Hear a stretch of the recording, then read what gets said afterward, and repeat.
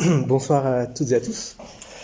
Je m'appelle Maxime Guiton, je suis responsable de la recherche aux Beaux-Arts de Marseille. Je voudrais vous faire quelques mots, je vous promets que je ne serai pas long, quelques mots d'introduction pour cette soirée, accueillie très généreusement par l'IMERA, l'Institut d'études avancées de Marseille, ex-Marseille Université. La soirée, en fait, partie d'une invitation originelle faite par les Beaux-Arts à Jeff Guess, qui est artiste actuellement en résidence à l'IMERA.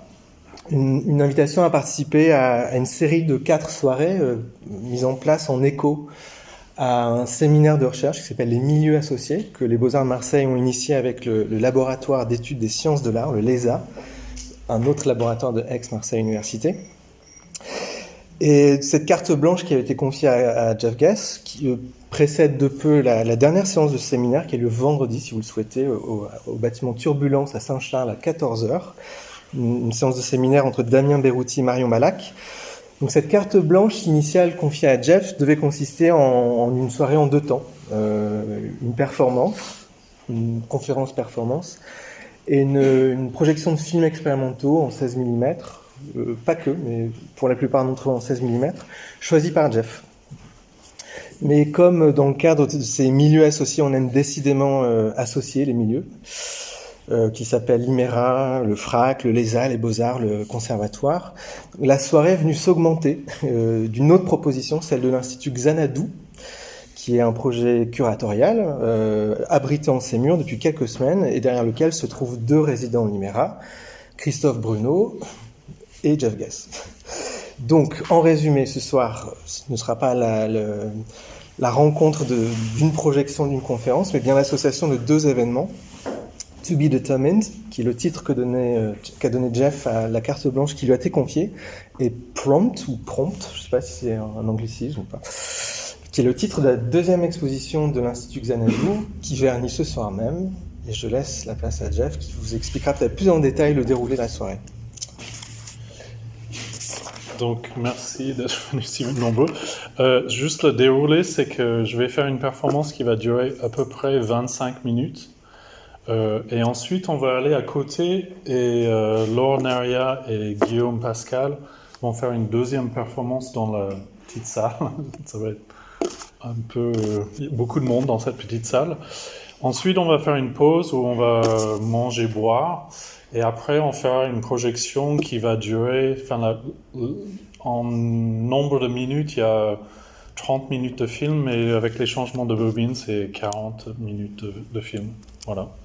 Et donc, c'est ça la soirée. Et donc, je vais commencer la performance, mais il faut que je le mette en place 2 secondes. Il faut que je me concentre 2 secondes. Donc,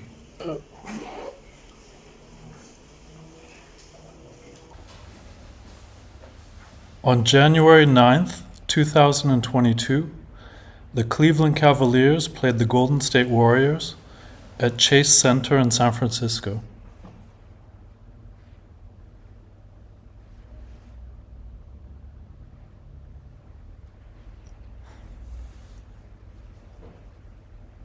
In front of the home crowd, Klay Thompson returned to NBA basketball after having missed 941 consecutive days due to knee and Achilles injuries.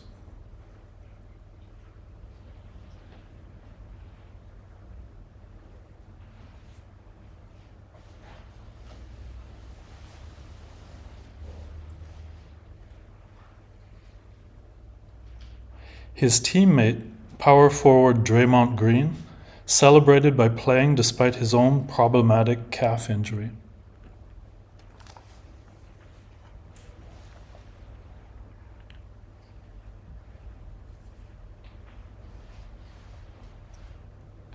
But after just 7 seconds, Green intentionally fouled Darius Garland and didn't play for the rest of the game.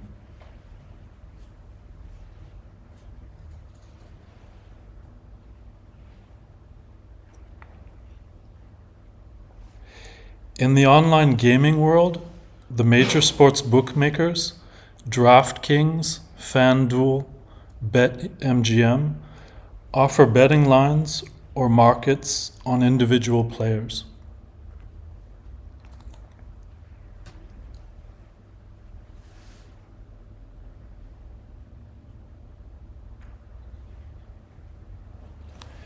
Green's friendly gesture opened up a rift in statistical space.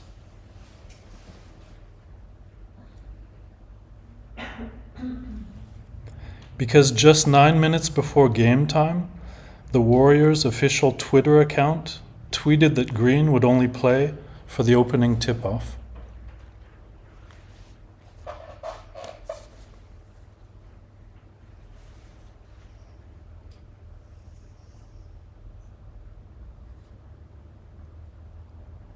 Within seconds, thousands of savvy online bettors placed massive wagers that Green would score less than his usual per-game average.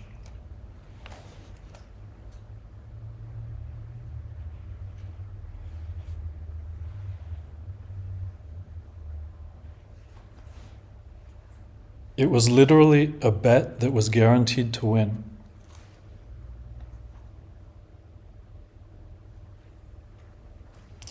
During these same 9 minutes, DraftKings missed the opportunity to remove the betting line on Green.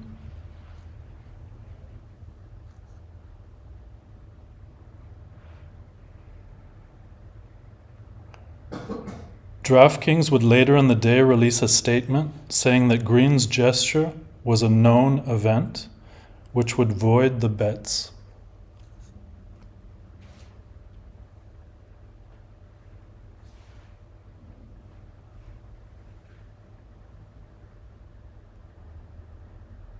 And that payoffs were on hold pending an investigation.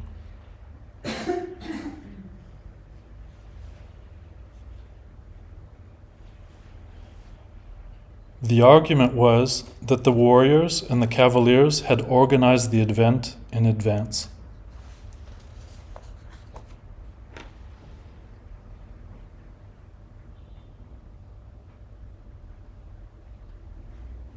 And that Green's in-game presence was pure ceremony and not competition.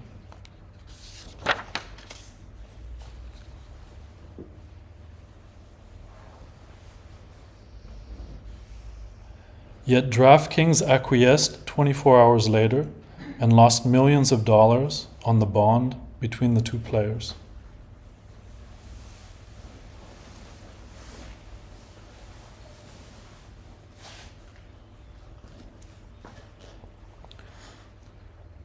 In the context of American team sports, this controversy would have been impossible just a mere 3 or 4 years ago.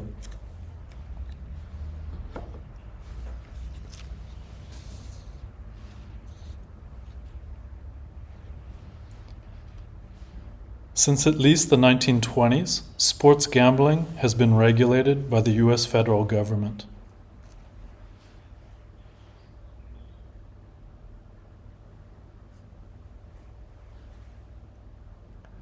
Wagering on games has until recently been seen as a dire threat to fans' trust in the impartiality of the games.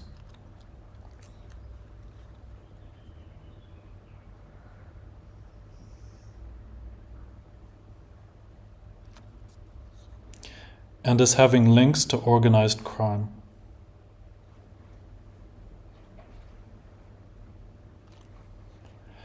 America's relationship between sports and gambling was shaped by the notorious Black Sox scandal of 1919.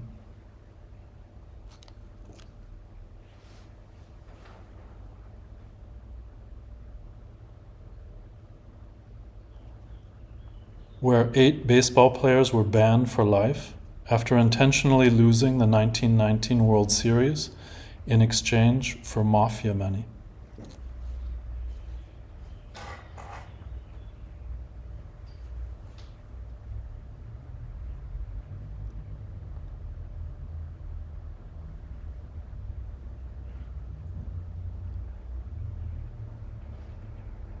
Since that moment, through legislation, the major American sports leagues have vigorously protected the integrity and the purity of the game from outside influences.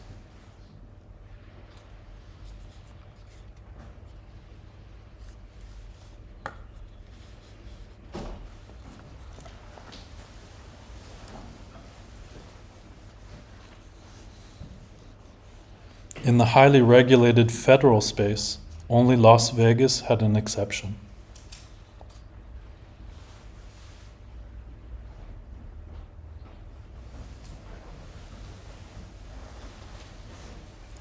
But even there, wagering was limited to a physical presence on site on the casino floors.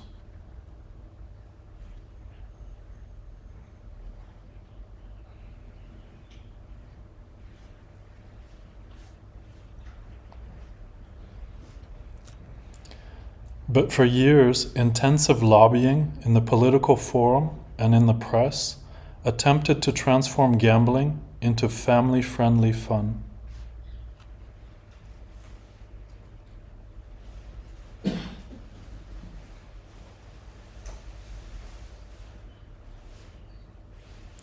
A major turning point occurred in 2014 with two publications by NBA Commissioner Adam Silver.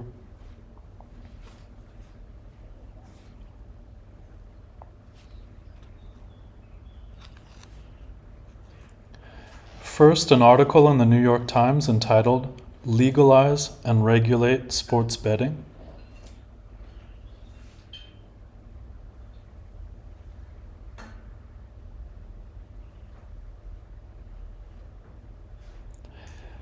And more forcefully, an interview with ESPN with the telling headline, "Betting is Inevitable."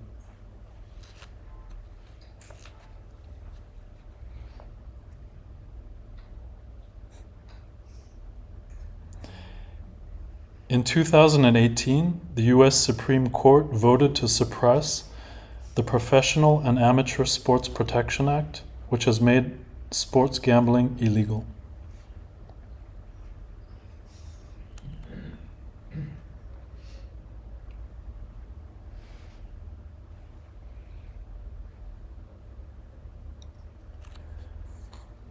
This was the beginning of a globalized gambling turn.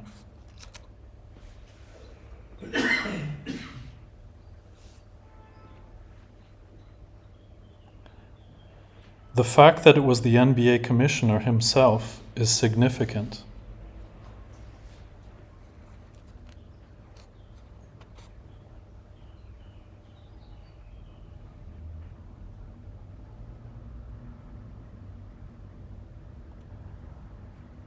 The game of basketball, like all American professional team sports, is steeped in tradition and moral codes.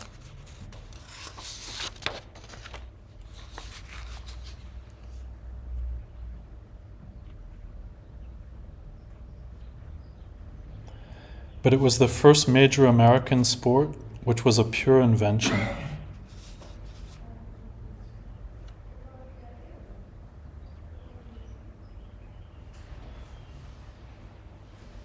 And not just an evolution of previous games and sports.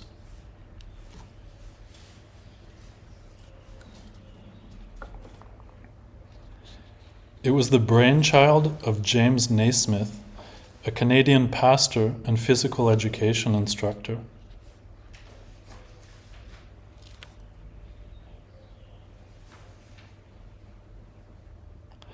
And its invention can be traced to a specific date, December 21st, 1891.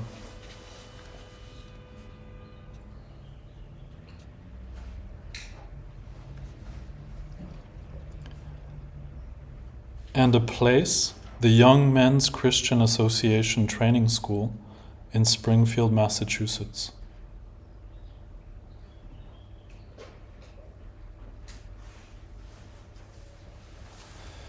There, on the gymnasium wall, he posted a set of 13 written rules.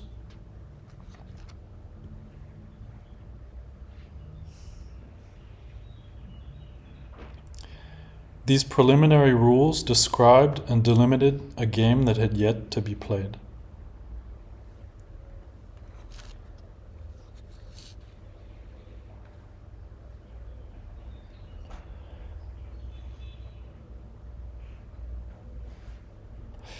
But the game of basketball is unique in that James Naismith had in mind a specific program.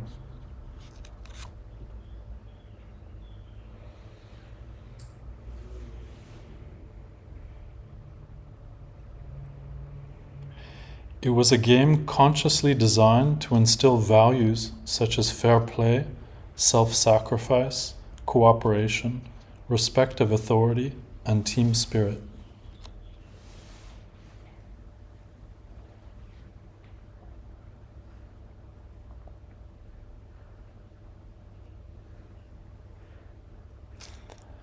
Highly regulated play as an instrument for building character, national pride, and democratic principles.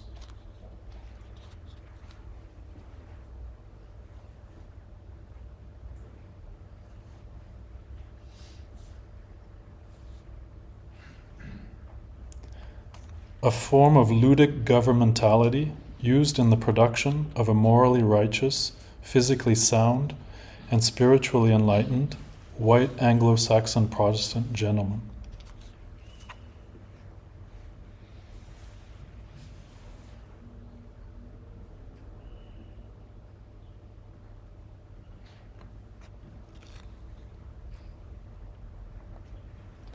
The invented space of basketball was a pure abstraction.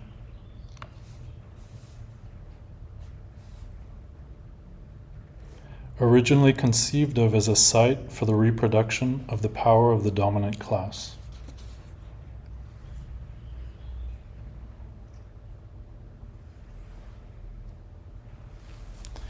In this context, gambling and its historical connotations of vice, immorality, corruption, and sin were a potent threat to this edifice.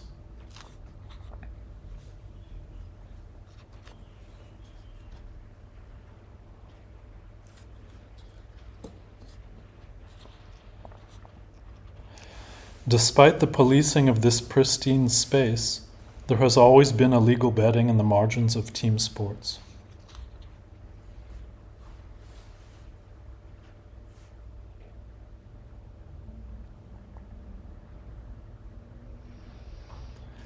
But starting in the 1960s, the arrival of fantasy sports produced a more lenient attitude towards friendly wagering on competitions.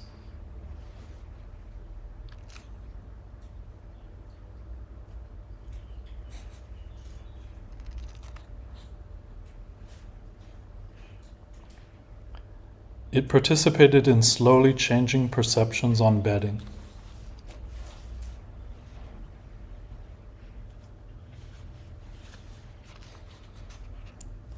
Moving it closer to some form of institutional legitimacy.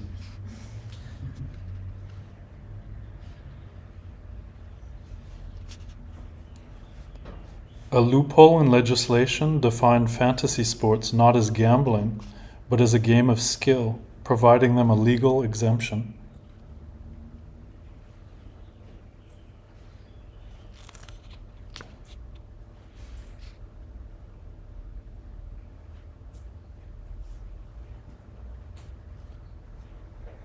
Their recent rise opened the possibility of gigantically lucrative new markets, giving U.S. sports commissioners, owners, and sponsors another reason to rethink their opposition to gambling.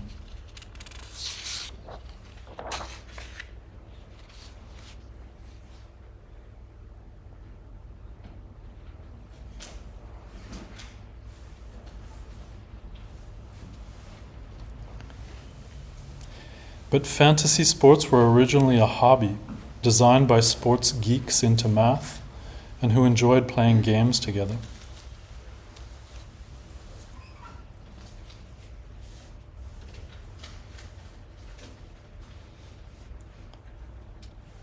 They revolve around a deep historical statistical knowledge of players, teams, and events.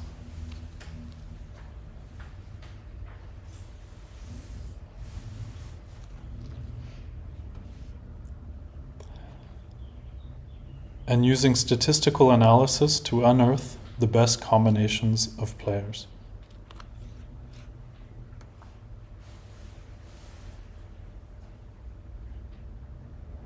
Because fantasy sports are a real-time simulation where one is the owner of a virtual team.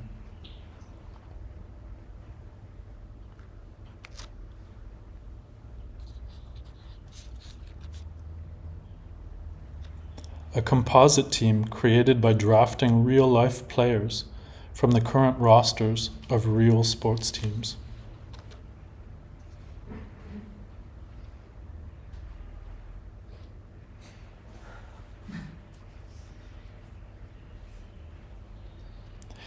Each player on one's fantasy team is linked directly to the statistics of the daily performance of the corresponding real professional athlete.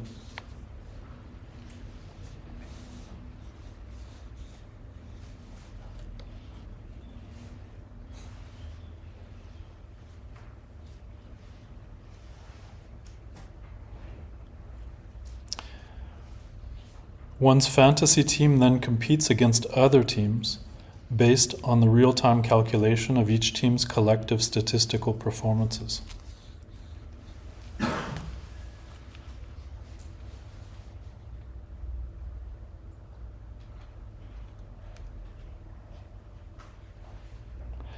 Originally, one created fantasy teams for an entire season, demanding a great time investment and extensive knowledge.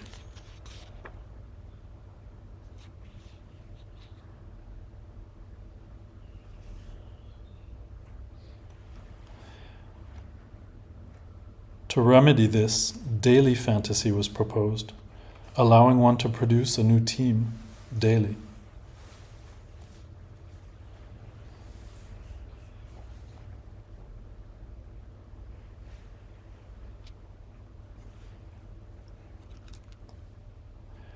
This opened up new markets for the everyday fan.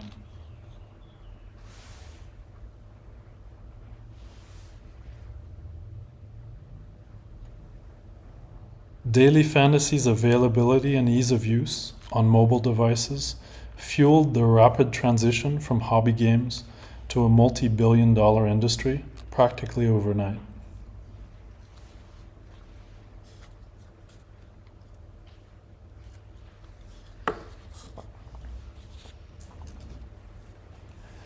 A more recent innovation, in-play fantasy, allows one to create new player combinations within a game on the fly.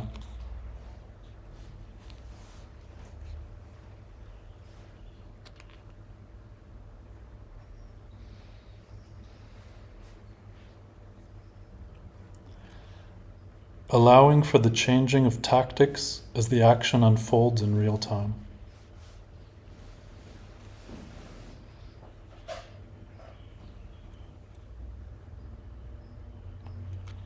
And it goes without saying, creating even more fine-grained markets.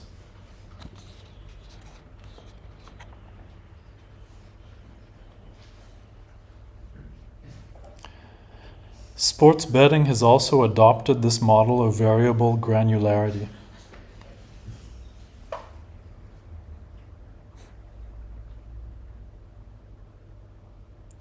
Wagers can be placed on a wide scale of actions and results.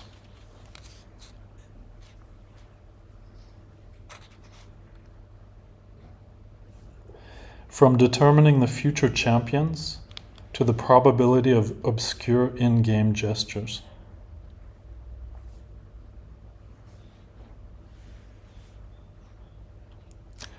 There are many types of bets, but this exceedingly fine-grained micro-betting is called proposition bets.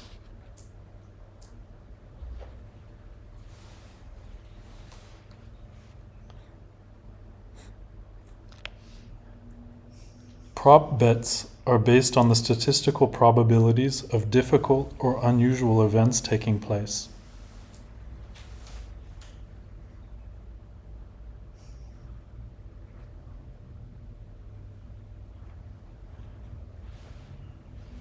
And that do not have any relevance to the final results of a game.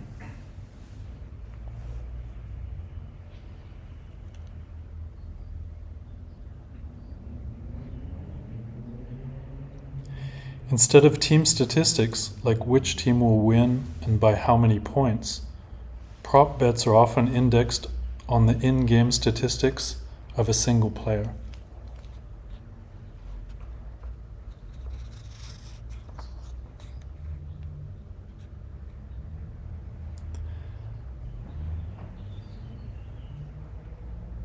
Some bookmakers even propose exotic prop bets.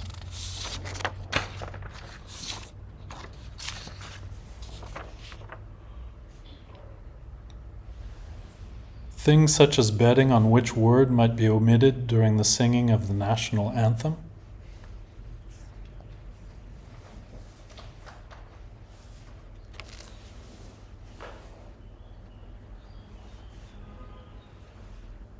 Or the color of the Gatorade poured on the winning coach's head.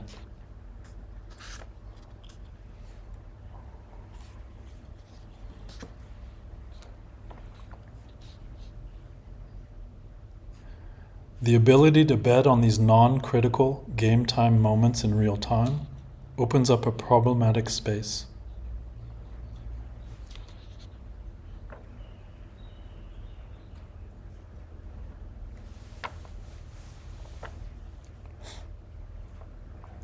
The eventuality of manipulating and monetizing the real, in-game, surreptitiously.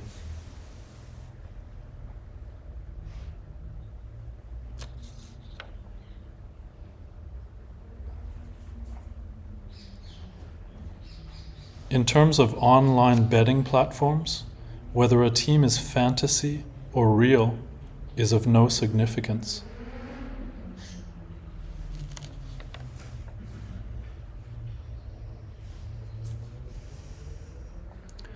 All sports become equivalents, all events simple mediums for betting.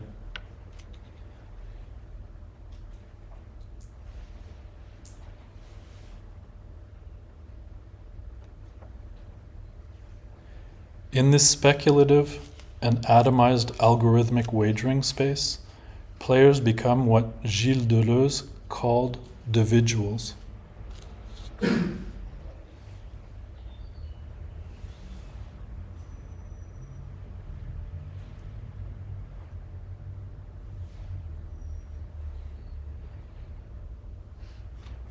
Or multitudes of heterogeneous and potentially contradictory digital representations.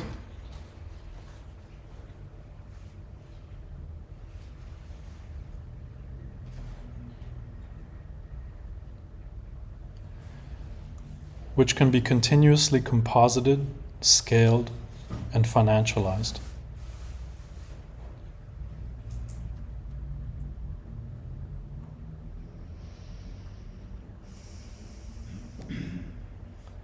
Athletes' bodies and their interactions become complex statistical aggregates.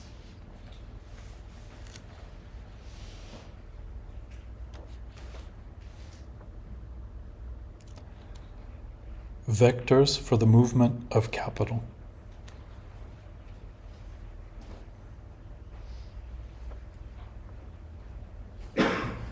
Professional team sports function as a model.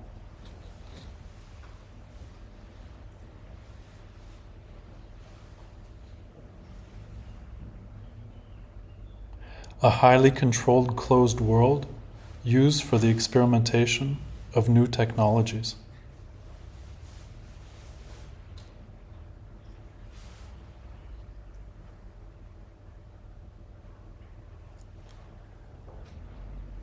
And the micromanagement of performance.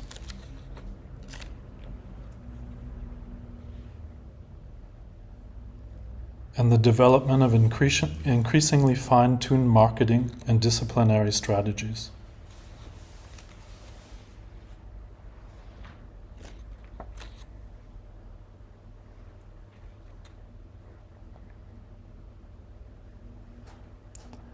The gamblification of sports is just a step in the ever-expanding extractivist movement to financialize everything.